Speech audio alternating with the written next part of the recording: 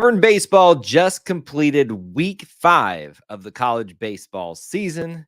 We are now going to take a look back at last weekend's series with Vanderbilt, talk about what we just saw with the South Alabama win, and then look ahead to a very challenging series in the next weekend with Arkansas. All that's coming up right now.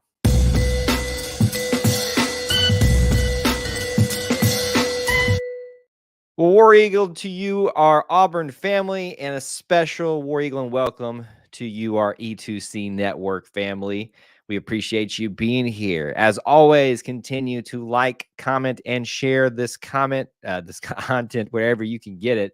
It's very much appreciated no matter which format you are seeing, hearing, however you are arriving here. We always appreciate you being here, hanging out with us, talking about anything Auburn. On this stream today, we have a reaction stream of sorts. As we've been doing the last couple of weeks, we do a little bit of a podcast type record at the beginning and a Q&A at the end, although tonight will be a little bit different. But that is the normal format where we look at the week that was for Auburn baseball. Week 5 in the books. Not a lot of exciting things to talk about on the weekend. We do have a win, continuing our midweek streak thus far right now. And it's not going to get much easier this weekend. We're going to talk about it, but the little caveat I added, normally you guys see me record a podcast style beginning to this so that we can put the audio out. It's been a crazy week. There's this certain little thing called March Madness going on that's taken all my time and haven't been able to compile my notes as thoroughly as I'd like to produce that show. Doesn't mean we're not going to give you the things that you need to know. We are going to do that. It's just going to be in a less formal format, and we can take comments and questions throughout the stream if you have any. So don't be shy if you're here. If you're interested in Auburn baseball, do drop in and let us know that you're here by smashing the like button. Let us know where you're watching from. And anything that you'd like to talk about, I'll just talk through some of the main points that you need to know about week 5 in Auburn baseball and answer comments and questions as they arise. So I opened up the show by telling you that, boy, not a great weekend for Auburn baseball. Not a great weekend at all. We knew that it was going to be a challenge in the SEC. We knew that it was going to be a challenge in the very beginning of the SEC play because we were going up to Vanderbilt, who is every year, if not in conversations for making Omaha. They are a formidable program right now. We knew coming into this weekend that the challenge was going to be their pitching. And boy, did it sure prove to be that. We thought that we would get some answers, how prolific this offense may be for Auburn, facing quite a challenging starting rotation, especially for Vanderbilt, as we found out. While I would say that the Auburn offense wasn't exposed, you do see what happens when you face the best of the best pitching, at least what it looks like thus far in the season. Coming into it, their starting pitchers, I think, had an ERA of 0.43, which is just, or either way, 0.43. Basically not giving up a ton of runs, and it resulted that way. 3 games this last weekend. One loss in game 1 was 1-11. The second loss in game 2 was 5-13. In game 3, which was a lot better of a competition, but Auburn does lose, getting swept in that game 6-9, completing the sweep on the weekend. It is not a fun discussion to have after the fact here with 3 losses in a row to the Vanderbilt Commodores. I will give you the best players, the best bat, and the best pitcher of the weekend, at least from our estimations. And you're going to say, Kyle, you're a broken record, because it's the exact same ones as last week. And that kind of tells you how this last week leading up from last time we talked wasn't as exciting. Cooper McMurray is your best bat again.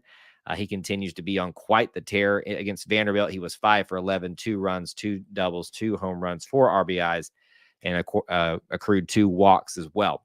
He was very instrumental in the game 2 and 3 situations where Auburn was, at least for parts of the game, in a much better situation. Game 2, Auburn jumped out and scored a little bit. He was part of that, tied the game with a home run in game 2 and extended Auburn's one-time lead in game 3.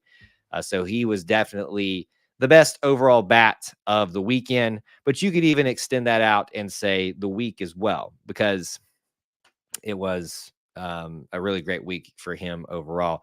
Just to kind of put into perspective here how well he's been doing this year and his career so far at Auburn. He passed 20 career home runs on the week and hit his, I think he is now up to 8 total home runs on the year, which leads the team, I believe. Last week, your best pitcher wasn't even on the weekend, and there wasn't much to talk about there, so we're going to give it to Connor McBride, who got another midweek win last week, not tonight. More to talk about in just a second. He got a win, settled down after he gave up an opening home run, but after that, shut everybody down. He's doing a really great thing, which is maybe why we didn't see him tonight. I don't know. We'll talk about it, see if anybody else has got any thoughts or opinions about it. Storylines out of the game. I'm not going to sit here and try to act like there's a lot of great things. The main things for you all to know, the starting rotation was back with the familiar names, although swapped around a bit. Chase Alsop started. Carson Myers, who had moved into the 2 slot while Gonzalez was out, stayed there, and Gonzalez took over the 3rd spot. And I kind of like that. So the days, everybody's back, just swap days a little bit. We kind of already mentioned what happened in each of the games. Completely just blasted in game 1. Game 2, Auburn had opportunities, tied up for a little while, but in the 5th and the 6th inning is really where Vandy took over. In game 3, Auburn had a lead and lost it. The big 6th inning, I think they scored 4 runs total in that 6th inning, was really what put them over the edge. But interesting here in terms of seeing if Gonzo's coming back and how he's progressing. He pitched 3.1 innings, only had 1 earned run. So, you know, this weekend wasn't great. I don't know if it'll get much better that quickly, but you did face one of the best in the SEC. They were ranked number 8 by a lot of people's accounts. Now there's a lot of different rankings, so keep that in mind. But yeah, so I don't want to continue to belabor the point. It wasn't a great weekend. Because some other things to keep note, which aren't exactly that fun, but things to maybe just mull around in your head. Auburn's home run streak that it had continued since the beginning of the season ended at Vandy in game 1. And maybe this is a way to kind of flip what happened this weekend. If you remember, Auburn was swept in opening SEC play last year too, at Arkansas. Not the same place, not the same opponent, but on the road was swept again this year. Could it be the sign of things getting better? I don't know. They had a pretty good turnaround last year, ended up hosting a regional. Not the way you want to start. You'd prefer to at least squeak a win out. But it worked out last year. Maybe it'll work out this year. But of course, you're going to be running into the number 1 team here coming up this weekend.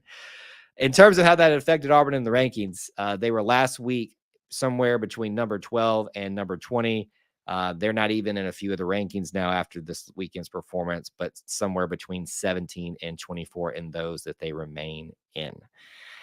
So what did we just witness? We just watched the we played in Montgomery and we played South Alabama and got the midweek win.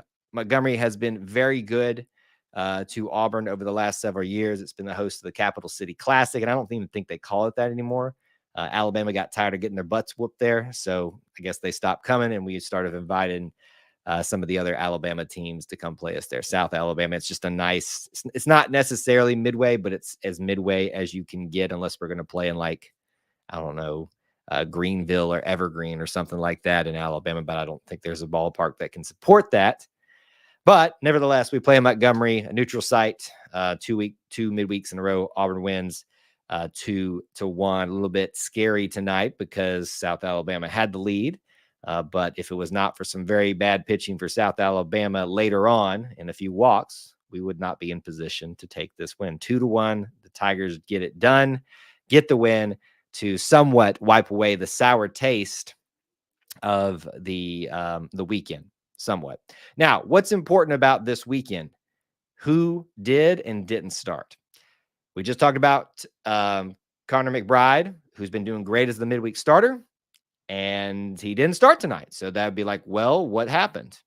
As Angela pointed out in the chat, it may be him earning a weekend start. And frankly, the way it's trending right now, we definitely could see if he could give us the spark that is needed, if we've got enough arms to work things out on the midweek anyway. Herbert Holtz gets the start tonight. We also see Petrovic, Carlson, and Dylan Watts. Some of those names we've been used to seeing in the midweek, like Watts. But yeah, not a lot of exciting offense tonight. Things have definitely quieted down since the Vanderbilt game, but Auburn gets the win, which is the all-important thing. And let's be honest, at this point, any win is a good win for all of our sakes right now. Also, just some quick thoughts about the weekend, and if you guys have any comments or questions you'd like for me to address before we get out of here this evening, just want to make sure we give an opportunity for that. Drop those in now. Arkansas this week, what you need to know. We're playing Thursday, Friday, and Saturday. In some of the rankings, if not most or all, I haven't looked at all of them, they are ranked number 1. So I know that doesn't make you feel good, but we do play very well at home, as most places do. I hope that those of you that are not making the trip up for March Madness will be able to come into town and support the team. I would be if I was able to do so. Angela said she's going to be there. I will be there. Hopefully a birthday win. Happy early birthday to Angela. And yes, we're going to definitely need to salvage one out of this series. How you do that against the potential number 1 squad, I don't know. But you definitely need to figure that out. If you can get 2 somehow, some way, that makes up a lot of what just happened this last weekend. Most people will tell you that you want to at least get 1 win out of every weekend at bare minimum. That's not necessarily going to, get you into Omaha. You've got to win some series, but you at least want to be taking 1 every single weekend at the bare minimum.